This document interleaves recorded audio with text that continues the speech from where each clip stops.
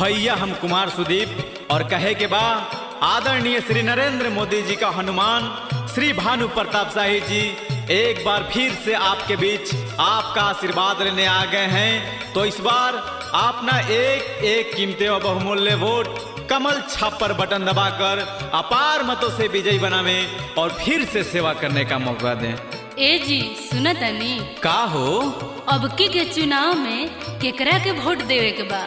केकरा के का भानु भैया के दियाई कौन छापा बटन अबकी दबाई तू बोला हो पिया केकरा के विधायक बनैबो तू बोला हो पिया केकरा के विधायक बनैबो कमल के फुलवा पर बटन दबाई तू सुना हो धनी फिर से भानु भैया के जीतैबै तू सुना हो धनी फिर से भानु भैया के जीतैबै। भवनाथपुर विधान सभा से तू केकरा जीतैबा हो पिया केकरा के विधायक बनैबो तू बोला हो पिया केकरा के विधायक बनैबो। भवनाथपुर विधान सभा से फेरू से जीतबै हो धनी भानु भैया के विधायक बनैबै तू सुना हो धनी भानु भैया के विधायक बनैबै। हाँ तो भूले नहीं कमल के फूल छाप। जी हाँ कमल के फूल छाप जहाँ देखें कमल का फूल छाप वहीं दबाएं बटन आप। जी हाँ एक बार फिर से कमल का फूल छाप पर बटन दबाकर अपार मतों से विजयी बनावें और श्री भानु प्रताप शाही जी के हाथों को मजबूत करें हाथों को मजबूत करें।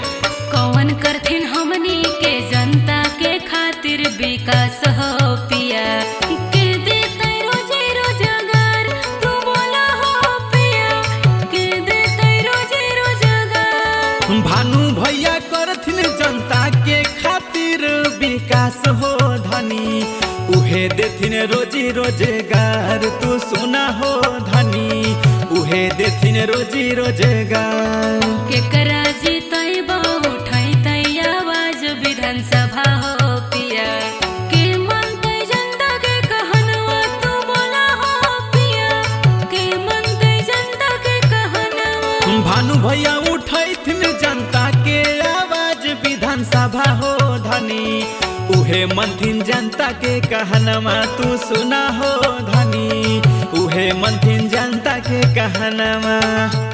ध्यान देंगे गरीब मजदूर किसान भाइयों कमल का फूल छाप। जी हाँ कमल के फूल छाप जो कि क्रमांक संख्या 3 पर है तो 13 तारीख को भूले नहीं क्रमांक संख्या 3 यानी कमल के फूल छाप पर बटन दबाकर अपार मतों से विजयी बनावें। 13 तारीख के बुथवा पर चली है अपना स्कूल हो धनी वोट दी है कमल के फूल हो के कुल हो धनी वोट दी है कमल के फूल।